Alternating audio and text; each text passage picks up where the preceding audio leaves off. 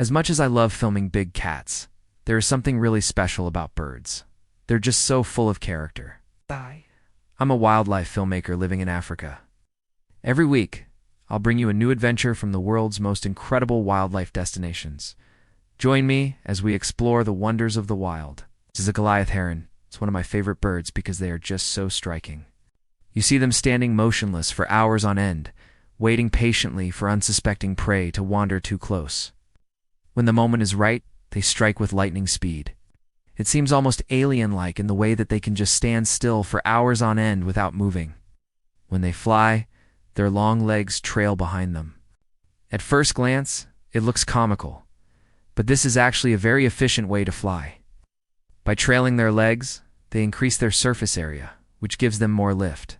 This means they don't have to flap their wings as much, conserving precious energy. If you think these birds are big, just wait till you see the nest. It's absolutely massive.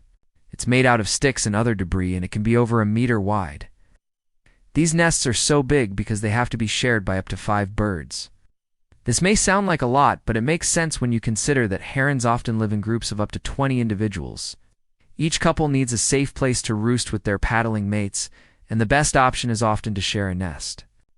Building a large nest isn't easy, and sometimes other birds will take advantage of the hard work of herons. If there's an eagle's nest nearby, the females will often lay their eggs in the heron's nest. The herons will incubate the eggs, unaware that they are helping to raise future eagles.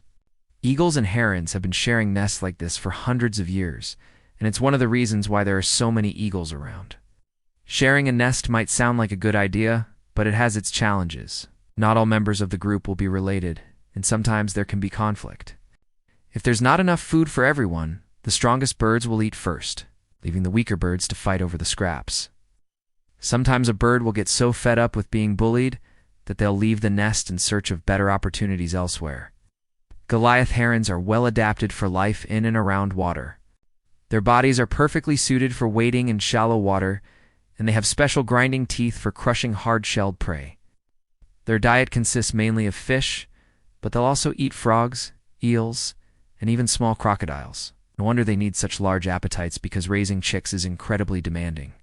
In the peak of summer, when the sun is at its hottest, the parents will work together to keep the nest cool. They'll fan the eggs with their bodies, which helps to prevent overheating. If the eggs get too hot, they might not hatch, so this is an essential job. As the chicks grow older, they'll leave the nest and follow their parents around begging for food. At this age, they're still being fed by their parents, but soon they'll have to fend for themselves. As they get older, they'll start to develop the skills they need to survive, like how to catch slippery fish and defend themselves against predators. Once they're old enough, they'll leave their family group and strike out on their own. They'll spend their days looking for food and their nights sleeping with their paddling mates, telling stories about the day's events and planning for the next. I find it fascinating to observe these birds because they seem to have such complex social lives. It's just like us. They spend time with their families, have complex social structures, and exhibit behaviors that we associate with intelligence.